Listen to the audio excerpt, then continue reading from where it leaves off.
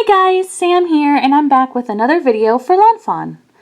Today I'm creating a card with Furry and Bright, Joy to All, Lift the Flap Tree backdrops, and the Fairy Dust paste. I also use some other products later, but I'll show you those. It's actually the Puffy Cloud borders and the Stitched Hillside borders. I also use the new Snowflake background stencil, and that's the products. I should plan out better for next time. I started by stamping all of my images, and I am going to color them with Zig Clean Color Real Brush markers, which are like a watercolor marker. So I start by spritzing some water off to the side, and I get my empty water brush wet, and then wipe off the excess water on a scrap piece of paper towel. And then I start by adding my first color and then pulling out the color with the damp water brush marker. Once I do that, I go back in with the darker color, go to the same areas that I want to add shading, and either use the water brush again to pull it out, or use one shade lighter or a little bit lighter marker to pull out that darker color.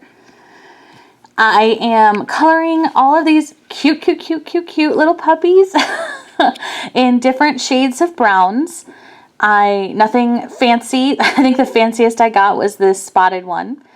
But other than that, they're all pretty simple, but just adorable. I am planning a little Christmas scene for these cute and playful puppies, and so they all are going to have some accessories. One of them is going to be wearing these super cute reindeer antlers, which I just love. One is going to be pulling some Christmas lights, and I mean, no surprise, I had to color them rainbow. Is there another way to color Christmas lights? Reds, greens, yeah, those would all work as well. But I was like, I must add some rainbow. I colored just a little bit of shading on the tiny speech bubbles, some light grays on the bones, and I wasn't sure what color to do the presents, so I was like, I'll go back to those. And these little lights that I'm coloring in rainbow are so tiny, but I still added, I mean, I'm going to put it in air quotes, shading to the lights. Nothing crazy, just like a darker color and then a lighter color. Sometimes I even used 3, which is a bit much for these tiny little lights, but that's how I color rainbow. So that's what I did for those little guys, even though they're small. I ended up going with just like reds and pinks for the presents and the stocking, and finished them with either like a beige or really almost like a neutral pink for the ribbon and for the top of the stockings. And oh yes, the bows for the bones are also red. And that pretty much finishes up the coloring for these cards. So cute. Then I cut the Lift the Flap Tree backdrops from white cardstock, and I'm going to add some color with Distress Oxiding. So I started by doing everything with Fossilized Amber. Then I went over the edges with Vintage Photo. And then I did the edges again with Walnut Stain, just to make them a little bit darker, add a little bit more shading. It's nothing perfect. You can see it's kind of patchy, but I didn't mind.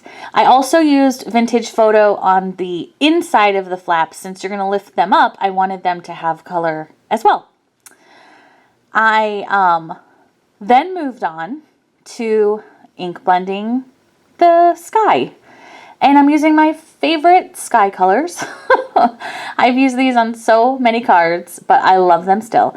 I'm starting with Wilted Violet at the top, and then adding Blueprint Sketch, and just going back and forth blending them so that it's not a hard line between the two colors.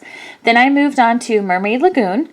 Again, Mermaid Lagoon, blueprint sketch, Mermaid Lagoon, just going over each other back and forth. And then I went to the last color, which actually ends up being covered up, but it was Salvaged Patina.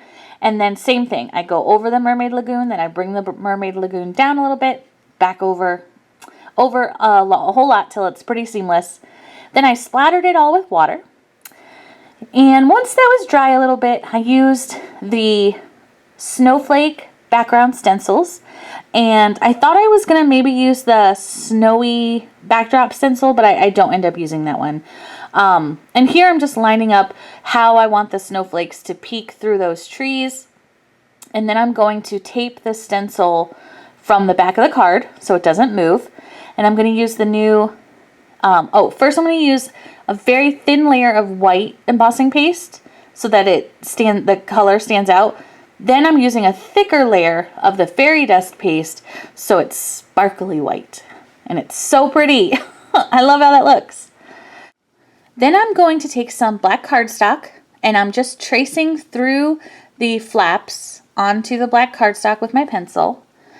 And I'm going to cut out around those pencil lines, not close to the pencil lines. And I'm going to use that to go behind my flaps of the trees so that it looks like it's a dark little nuggety hole for my little presents and surprises. While I had the black cardstock out, I thought, well, I might as well heat emboss the sentiment because I knew I was going to heat emboss it in white. So I'm just stamping it and heat embossing, and it's done. Magic. The magic of video. It's all done. Here I'm going to line up my tree flap with the dry background. It's just dry now, the snowflakes that are so sparkly. And just like placing my backdrop on top. Then I'm going to glue down the very roughly cut little black circles, ovals, and that's it.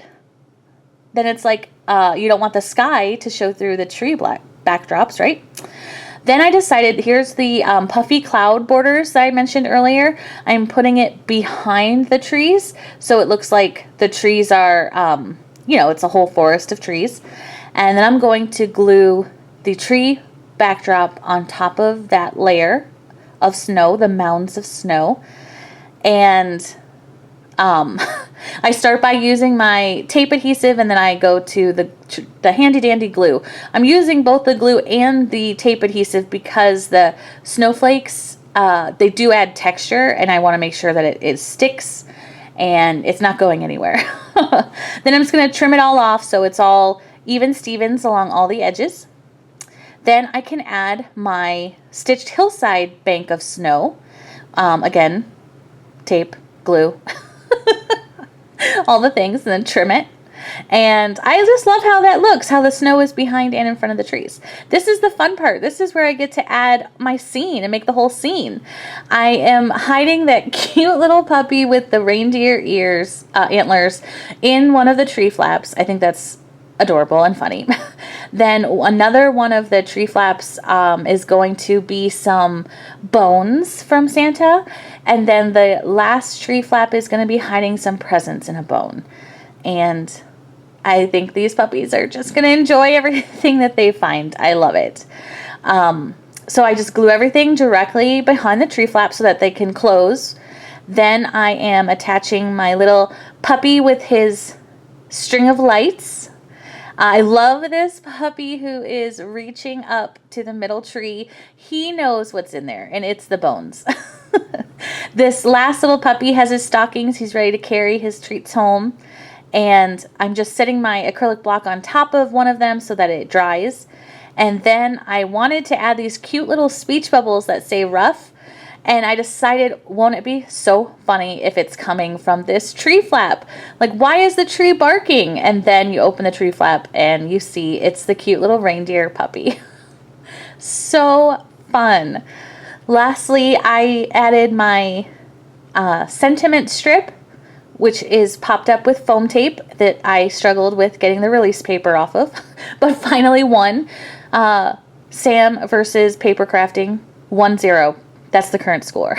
And that's my card. Easy peasy. And then look at all these cute surprises. What a fun winter scene. I just love how it came out. Which treat do you think the puppies love the most? I have to say, I think the bones are going to win. Thanks so much for checking this out with me. And be sure to check out this card on the Lawn Fawn blog and read all about it. Bye!